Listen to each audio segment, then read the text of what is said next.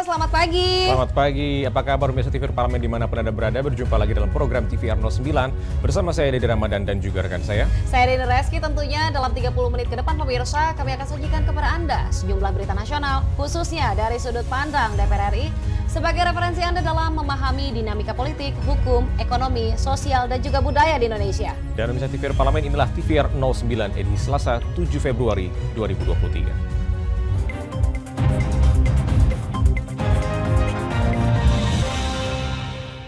Berita pertama datang dari pimpinan DPR RI yang menanggapi terkait gagasan penghapusan jabatan gubernur. Wakil Ketua DPR RI Sufmi Dasko Ahmad menilai untuk merealisasikan gagasan penghapusan jabatan gubernur dibutuhkan proses yang cukup serta konsensus bersama antara pemerintah dan DPR RI.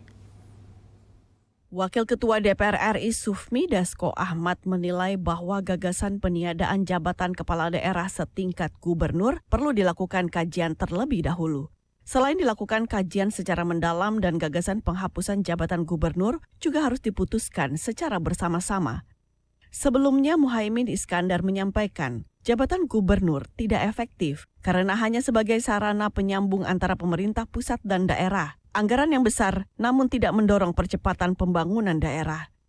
Menanggapi hal itu, Wakil Ketua DPR RI Sufmi Dasko Ahmad mengatakan, sebagai sebuah gagasan, tentunya hal itu perlu dikaji secara mendalam, menyangkut usulan peniadaan jabatan gubernur karena fungsinya dianggap hanya sebatas administratif. Ya, sebagai sebuah gagasan, ini juga mungkin perlu juga dikaji, menyangkut usulan dari Caimin yang menyatakan bahwa fungsi gubernur cuma administratif dan lain sebagainya. Untuk efisiensi dan lain-lain. Tapi ini juga perlu selain kajian juga kan ini juga harus diputuskan bersama-sama. Nah, sehingga pada saatnya mungkin ada pembahasan yang serius soal itu. Selain itu, Sufmi Dasko menambahkan setelah dilakukan pengkajian dan diputuskan bersama, nantinya harus ada pembahasan yang serius terkait hal tersebut serta sistem pengawasannya agar menghasilkan kebijakan yang tepat dan bermanfaat bagi masyarakat. Zikri dan Yaserto Denus, TVR Parlemen melaporkan. Kita beralih ke berita selanjutnya pemirsa terkait dengan lahirnya resolusi tentang kemerdekaan Palestina. Di sini dalam sidang Puci ke-17, BKSAP DPR RI berharap adanya aksi nyata dari Parlemen OKI untuk memberikan hak kemerdekaan kepada Palestina. Dalam konferensi Parlemen Negara-Negara OKI atau The 17th Conference of the Parliamentary Union of OIC Member States atau PUIC di Algiers, Aljazair, anggota Badan Kerjasama Antar Parlemen atau BKSAP, Jazuli Juaini mendorong Parlemen Negara OKI memberi solusi konkret bagi kemerdekaan Palestina. Dalam salah satu forum di PUIC, beberapa waktu lalu, Jazuli menyebut sidang PUIC ke-17 melahirkan berbagai resolusi yang baik, terutama resolusi terkait kemerdekaan Palestina. Usul. Resolusi ini tidak selesai dibahas menjadi resolusi langsung ditutup mapnya. Pengurus dari PUIC ini ada ketua, ada sekjen segala macam. Mereka bisa bawa resolusi ini ke PBB, sekjen PBB. Mereka bisa bawa kepada lembaga Komnas HAM internasional. Mereka bisa bawa ke lembaga-lembaga demokrasi.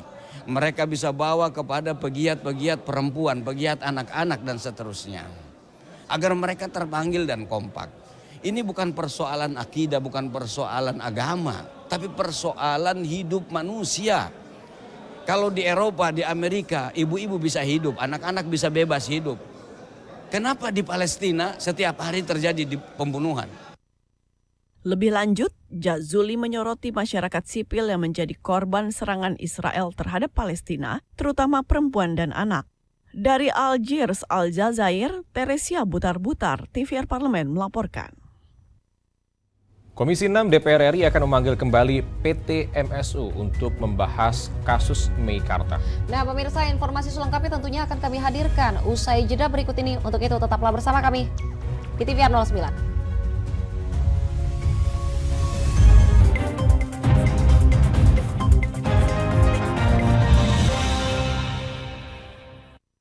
Utang-utang dulu saya. Mereka yang tidak cukup paham teredukasi bagaimana menyuarakan aspirasi demi memperoleh jawaban. Sini ditambang untuk seperti itu, warga sini tidak mengizinkan. Sebab apa? Itu menyangkut isi perut kami semua. Hadir menelisik mulai dari hulu ke hilir. Mengapa? Nah, kalau kita telusuri kenapa banjir ini hampir setiap terjadi, hingga menemukan apa yang belum terkuak secara nyata. Kan kabeh niku sedulur, Pak. Nek kula ngrencangi mriki, mesti mriki gelo, nek kula ngrencangi mriki sing mriki gelo. Nggih kedah adil wae, Pak, tengah-tengah. Menghadirkan peran anggota DPR RI demi mendapatkan solusi. Saksikan Suara Dapil, Senin sampai Jumat pukul 10 waktu Indonesia Barat, hanya di TVR Parlemen.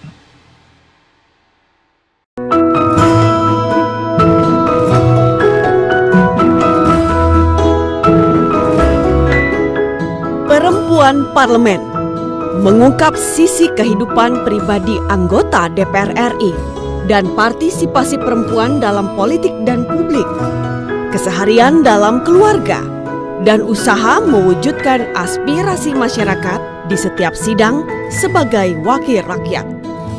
Jangan lewatkan Perempuan Parlemen.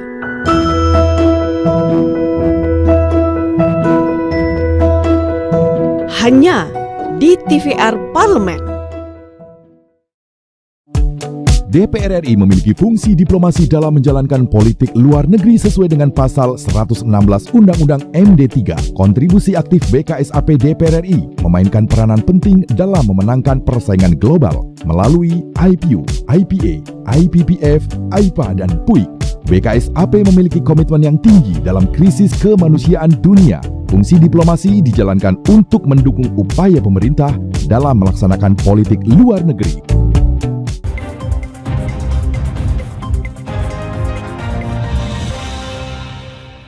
Kembali di TVR 09. Pemirsa, guna menyelesaikan kasus Meikarta, Komisi 6 DPR RI akan mengagendakan rapat dengar pendapat umum dengan PT MSU.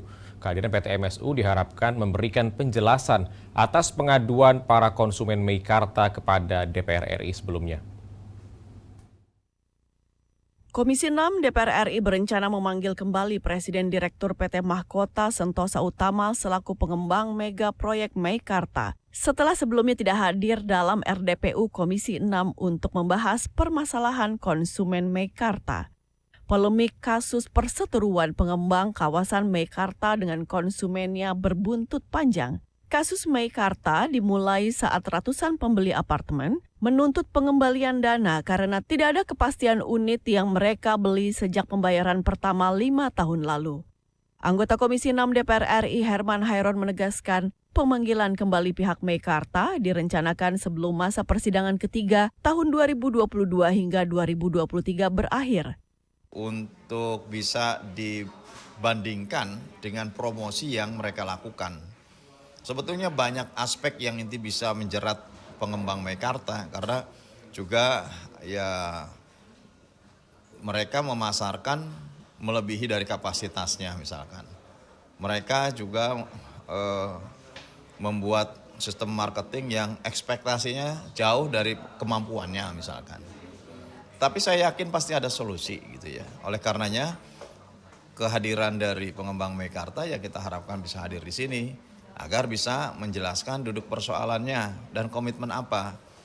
Jika pihak Meikarta tidak ada komitmen terhadap percepatan penyelesaian permasalahan, Herman Hairon mendorong pembentukan pansus ataupun panja untuk memberikan solusi penyelesaian dan perlindungan konsumen dalam kasus Meikarta. Rifki Makdudi, TVR Parlemen melaporkan. Masih dengan Meikarta, pemirsa, di sini terkait dengan gugatan atas pencemaran nama baik yang dilayangkan PT MSU kepada Meikarta tentunya. 18 konsumen Meikarta DPR RI menyatakan akan terus mengupayakan penyelesaian permasalahan tersebut serta melindungi konsumen Meikarta dari upaya kriminalisasi PT MSU.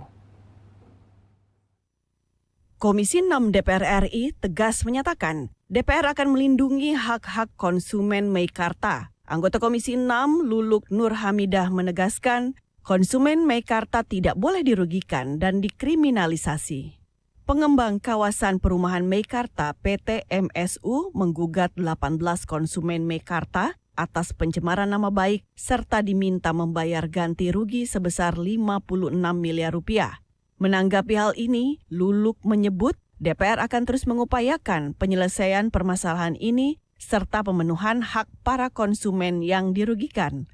Ia juga dengan tegas menyebut akan terus melindungi konsumen dari upaya kriminalisasi yang dilakukan oleh PT MSU.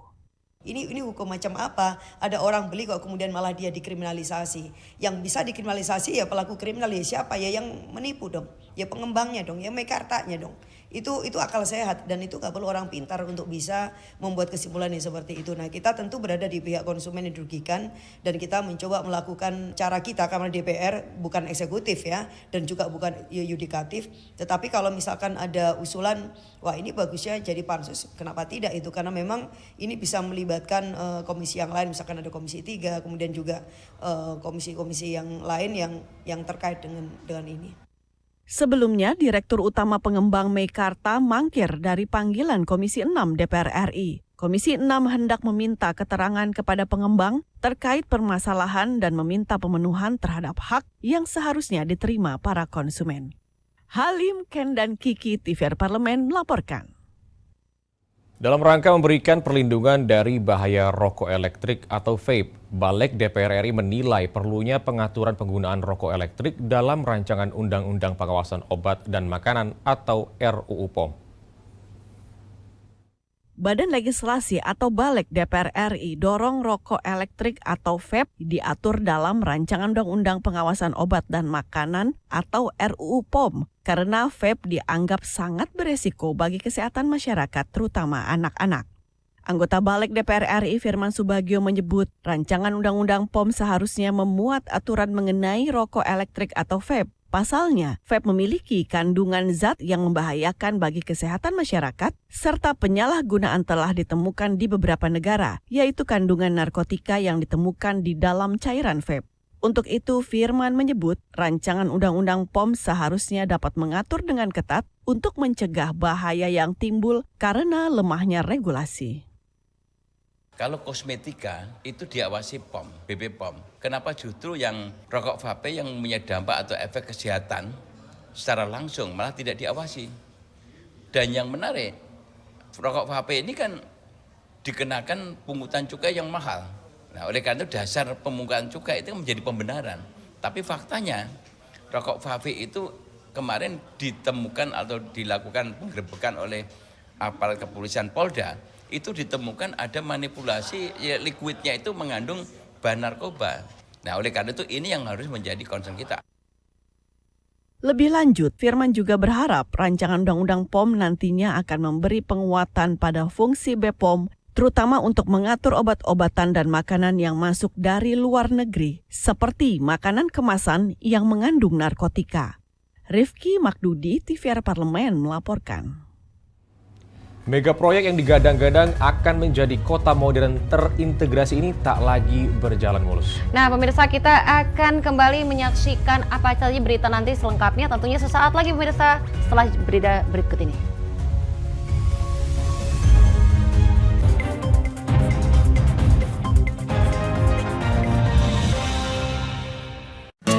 Indonesia siap memasuki tatanan hidup baru di tengah pandemi corona. Apa kita sudah paham persiapan dan protokol kesehatan yang harus dilakukan di lingkungan kerja? Pastikan kondisi tubuh sehat saat berangkat ke kantor. Gunakan masker. Membawa perlengkapan makan sendiri. Sediakan hand sanitizer dan selalu mencuci tangan. Saat akan melakukan ibadah, ingatlah untuk saling menjaga jarak aman dan membawa perlengkapan ibadah sendiri. Karena tempat ibadah sudah tidak menyediakan alat ibadah untuk mengurangi penyebaran virus corona.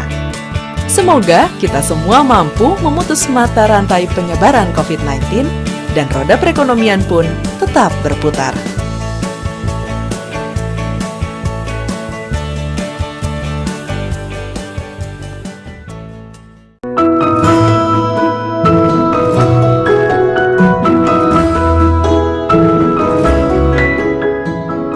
Perempuan Parlemen mengungkap sisi kehidupan pribadi anggota DPR RI dan partisipasi perempuan dalam politik dan publik, keseharian dalam keluarga, dan usaha mewujudkan aspirasi masyarakat di setiap sidang sebagai wakil rakyat.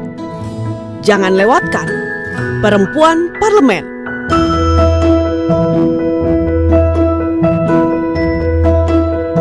Hanya di TVR Parlemen. DPR RI memiliki fungsi diplomasi dalam menjalankan politik luar negeri sesuai dengan pasal 116 Undang-Undang MD3. Kontribusi aktif BKSAP DPR RI memainkan peranan penting dalam memenangkan persaingan global melalui IPU, IPA, IPPF, IPA, dan PUIK. BKSAP memiliki komitmen yang tinggi dalam krisis kemanusiaan dunia. Fungsi diplomasi dijalankan untuk mendukung upaya pemerintah dalam melaksanakan politik luar negeri.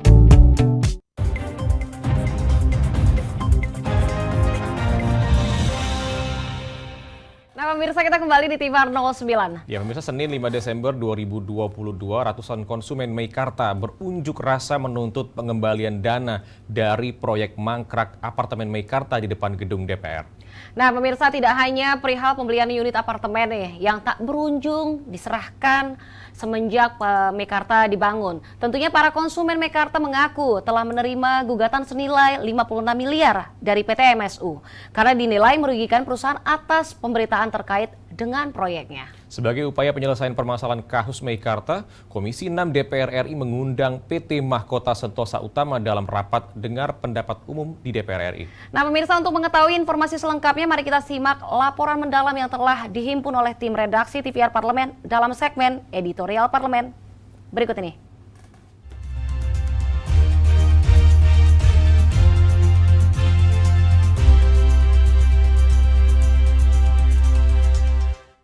Kalau memang tidak kooperatif pimpinan demi kepentingan membela rakyat dan memberi pelajaran bahwa tidak ada satu kelompok yang bisa ngatur negara ini, saya usulkan kita pansus. Ya, kita usulkan kita pansus Meikarta. Karena ini bentuk penzoliman yang luar biasa. Bayangkan konsumen yang membeli, menyicil dan menuntut hak mereka, lalu mereka malah dituntut balik.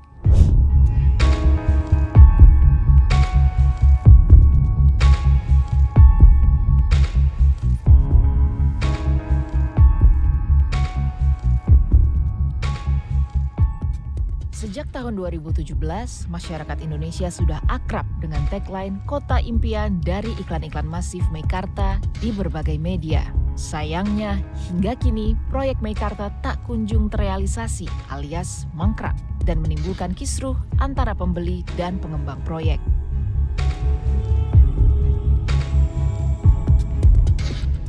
DPR RI ikut geram dan jengah mendengar aduan para konsumen Meikarta yang dirugikan dan justru digugat perdata senilai 56 miliar rupiah oleh pengembang proyek PT Mahkota Sentosa Utama atau MSU. Tak hanya itu, PT MSU pun mangkir saat Komisi 6 DPR RI ingin mendengar kejelasan kasus ini. Komisi 6 DPR RI langsung mengusulkan rapat gabungan dan memanggil Kepala BKPM atau Kementerian Investasi sebagai penanggung jawab perizinan beserta Komisi 3 DPR untuk mengecek kasus hukumnya serta Komisi 11 DPR RI sebagai mitra BI dan OJK karena ada keterlibatan Bank Nobu yang juga ikut menggugat para korban. Sebelumnya, komunitas peduli konsumen Meikarta datang ke gedung DPR meminta audiensi kepada Komisi 5 DPR RI. DPR RI pun tidak diam dan secara tegas akan segera berdiskusi dengan Kementerian PUPR. Himbauan kami kepada Meikarta tentu ya sebagai wakil rakyat, saya minta Meikarta perjelas persoalan ini, kemudian selesaikan masalahnya sesuai dengan ketentuan hukum yang berlaku. Jangan ngumpulin orang uang rakyat, terus barangnya nggak ada, ngorbanin rakyat banyak. Ini nggak benar bisnis seperti ini. Menurut saya cara kerja Meikarta kalau seperti ini ya, sampai orang datang ke sini mengadu, memalukan. Catat, memalukan. Ketua Komunitas Peduli Konsumen Meikarta, Aib Mulyana menegaskan bahwa mereka ingin kejelasan dan pertanggungjawaban dari developer terkait nasib uang mereka dan memohon kepada DPR untuk segera usut PKPU Meikarta karena tidak mewakili suara korban. Jadi untuk Meikarta, refund adalah harga mati kami, Pak. Ya. Jadi kalau enggak refund, saya akan kejar terus sampai di mana, demikian. Ya. Terutama grup Lipo juga. Negara harus hadir dalam kasus Meikarta ini. Badan Perlindungan Konsumen Nasional atau BPKN harus memberikan perhatian serius terhadap tindak lanjut kasus ini. Mereka tuh korban loh. Mereka korban ketika mereka menuntut hak mereka, mereka malah digugat. Ini zolim. Dan negara tidak boleh membiarkan yang seperti ini. Negara tidak boleh membiarkan ada kezoliman untuk rakyatnya. Negara harus hadir, negara di situ, dan insya Allah kita anggota DPR RI juga akan melakukan namanya pengawasan, kontrol terhadap itu. DPR RI menganggap gugatan balik oleh PT MSU kepada korban sungguh tidak wajar. Karena seharusnya konsumen justru mendapat kejelasan dan tanggung jawab dari pihak PT MSU terkait uang yang telah dibayarkan. Namanya konsumen itu beli barang mestinya itu juga dapat barang, bukan kemudian yang didapat adalah kriminalisasi, ya. Apalagi kemudian kalau dia yang dihukum, lah ini yang tidak masuk akal. Pasti ini akan diketawakan oleh dunia gitu loh. Ini hukum macam apa? Ada orang beli kok kemudian malah dia dikriminalisasi. Yang bisa dikriminalisasi ya pelaku kriminal, ya siapa ya, yang menipu dong, ya pengembangnya dong, ya Meikartanya dong. Itu akal sehat dan itu gak perlu orang pintar untuk bisa membuat kesimpulan yang seperti itu. Jika dibiarkan, kasus ini bisa mempengaruhi tingkat kepercayaan publik terhadap dunia investasi dan properti di Indonesia. Kami sudah menerima keluhan dari beberapa masyarakat cukup banyak, bahkan ada yang seluruh gajinya digunakan untuk membeli aset di Meikarta. Rumahnya lama dijual gitu. Tetapi begitu rumahnya dijual, gajinya sudah digunakan untuk pinjaman di perbankan. Ternyata rumahnya tidak ada, gajinya sudah habis, unit yang di Meikarta ini tidak dia dapatkan. Sehingga ini selain aspek hukum, tapi juga harus ada keadilan secara sosial gitu. Jangan sampai Meikarta melakukan kezoliman terhadap konsumennya, tetapi pemerintah tidak berbuat gitu ya. Penyelesaian sekelumit kasus Meikarta harus dilakukan melalui pendekatan hukum oleh aparat penegak hukum, serta pengawasan kinerja pemerintah dalam hal izin dan ketegasan pemerintah kepada pengembang, sehingga kejadian serupa tidak terulang kembali. Tim Liputan, TVR Parlemen melaporkan.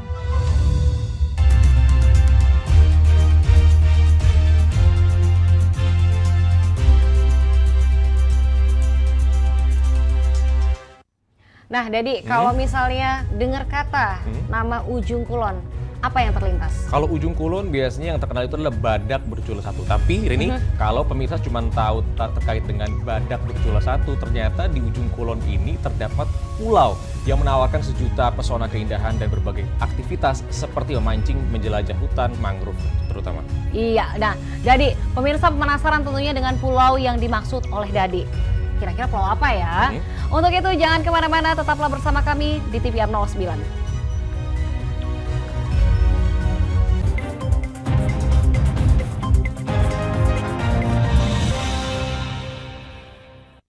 Utang-utang dulu saya.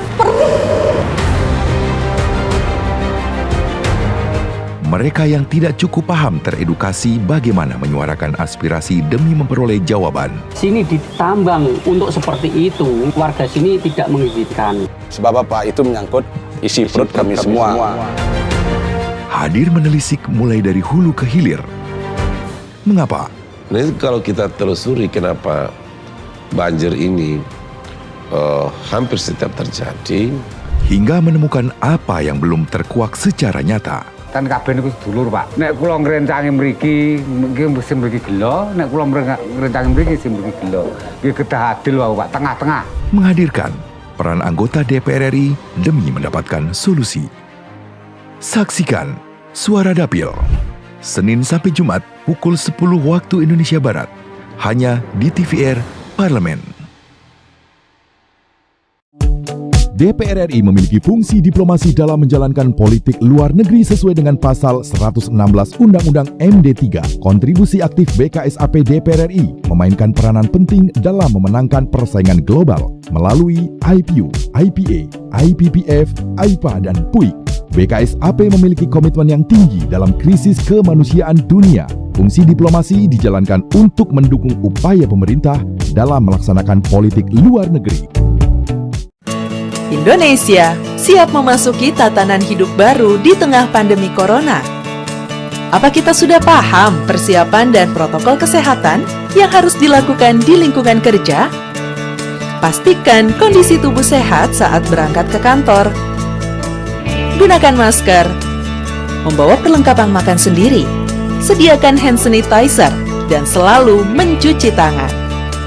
Saat akan melakukan ibadah, ingatlah untuk saling menjaga jarak aman dan membawa perlengkapan ibadah sendiri. Karena tempat ibadah sudah tidak menyediakan alat ibadah untuk mengurangi penyebaran virus corona. Semoga kita semua mampu memutus mata rantai penyebaran COVID-19 dan roda perekonomian pun tetap berputar.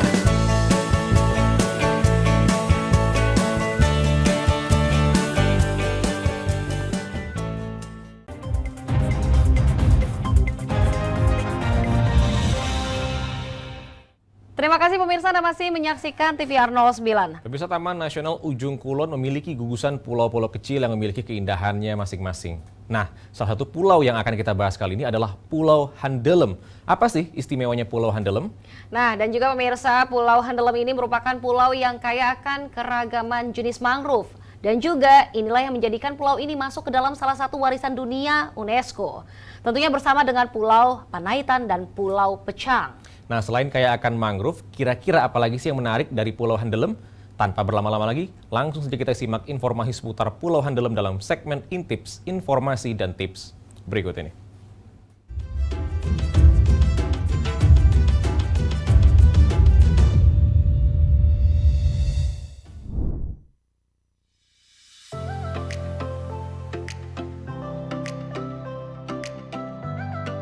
Ingin merasakan sensasi suasana hutan tropis dengan beragam tumbuhan dan satwa liar di dalamnya? Atau hendak menikmati perairan dengan panorama pantai yang menawan? Sepertinya pemirsa wajib mencatat ini, sekaligus memasukkannya ke dalam destinasi yang bakal dikunjungi. Ada surga tersembunyi di ujung barat Pulau Jawa. Konon, sekalinya berkunjung, wisatawan akan langsung jatuh cinta. Jika tidak percaya, cobalah traveling ke Taman Nasional Ujung Kulon, Kabupaten Pandeglang, Banten, dan pilih Pulau Handelem sebagai pilihan dari banyaknya tempat menarik di sana. Pulau Handelem merupakan pulau terbesar yang terletak di antara gugusan pulau-pulau kecil yang berada di ujung timur laut pantai Semenanjung Ujung Kulon. Selain itu, Pulau Handelem bersama dengan Pulau Pecang dan Pulau Panaitan termasuk ke dalam kawasan Taman Nasional Ujung Kulon. Dan ketiganya pun masuk sebagai situs warisan dunia UNESCO loh. Keren kan? Tak sulit untuk menjamah kawasan ini. Dari Jakarta, pemirsa dapat memilih rute darat Jakarta-Serang-Labuan sejauh 120 km. Atau bisa juga memilih rute Jakarta-Cilegon-Labuan sejauh 140 km. Di Pulau Handelem, pemirsa bisa melupakan sejenak hiruk-pikuk pekerjaan dan segala aktivitas di perkotaan. Untuk sejenak, pemirsa dapat menyatu dengan alam sehingga bisa membawa ketenangan hati dan juga pikiran. Pulau Handelem menawarkan pengalaman sungai dengan hiasan hutan di kanan kirinya, satwa liar, lahan basah, hingga pantai dengan deburan ombaknya. Jika pemirsa ingin mencoba berwisata ke hutan mangrove, maka pemirsa wajib ke tempat ini. Karena Pulau Handelem dikelilingi oleh hutan mangrove yang masih asri. Pulau Handelem yang memiliki luas kurang lebih 220 hektar ini dikelilingi oleh hutan mangrove yang indah. Pulau Handelem merupakan zona hutan mangrove paling besar di antara zona lainnya di kawasan Ujung Kulon.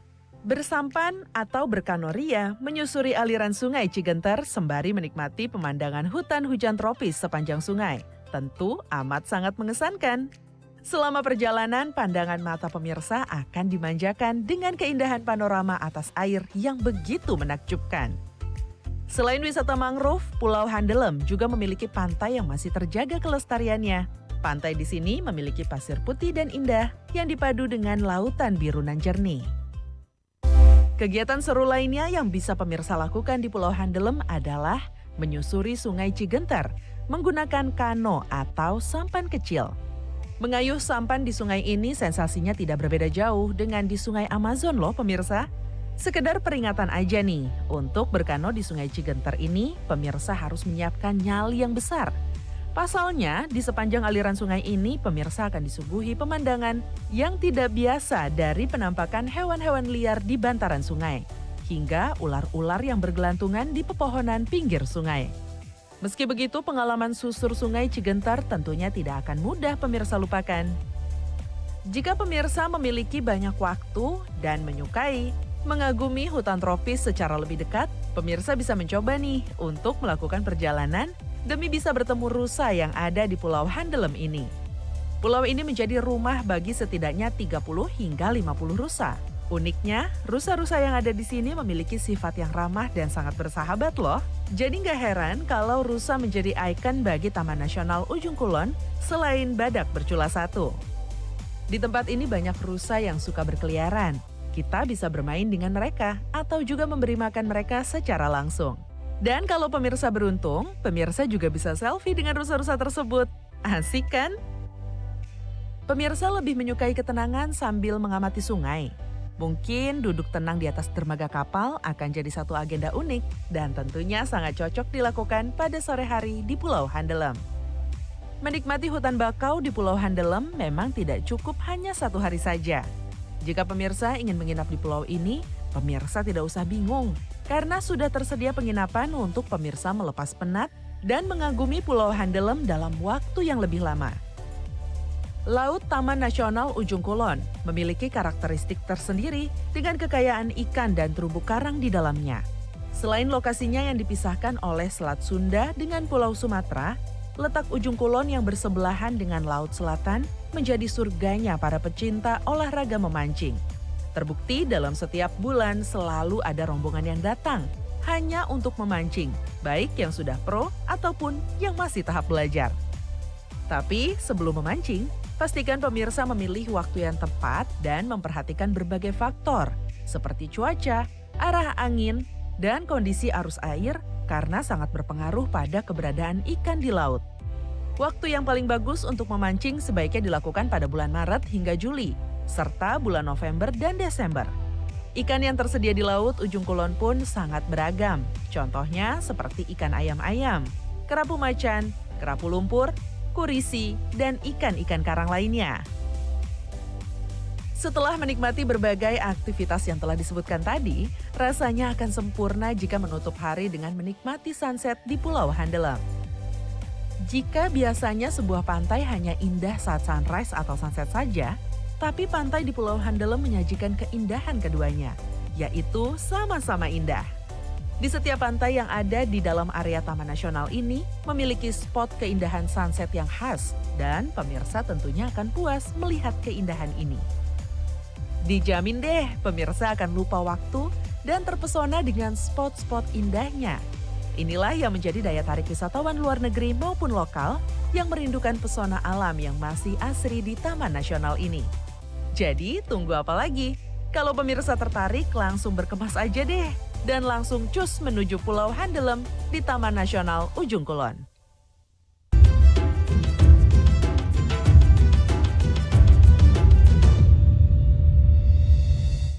Dan di penghujung acara kami informasikan kepada Anda pemirsa sejumlah agenda DPR RI pada hari ini, Selasa 7 Februari 2023. Pada pukul 10, Komisi 11 rapat dengar pendapat dengan Dirjen Pembiayaan dan juga Pengelolaan Resiko Kemenq RI. Dan pada siang harinya pada pukul 13.30, rapat paripurna DPR RI ke-15 masa persidangan 3 tahun sidang 2022-2023. Namun tentunya sejumlah agenda serta program DPR RI lainnya masih dapat Anda saksikan secara langsung di TVR Parlemen melalui kanal utama, kanal komisi, dan juga kanal alat kelengkapan dewan lainnya yang dapat Anda akses di tvr.dpr.go.id. Pemirsa TVR Parlemen, demikian TVR 09 edisi pagi ini. Kami ingatkan tetap waspada pada persebaran virus COVID-19 dan tetap patuhi protokol kesehatan. Segenap kru TVR Parlemen yang bertugas hari ini mengucapkan terima kasih pemirsa telah menyaksikan TVR 09 pada pagi hari ini. Saya Rina Reski dan juga rekan saya Jadi Ramadan, sampai jumpa di TVR 09 esok hari. TVR Parlemen, referensi Indonesia.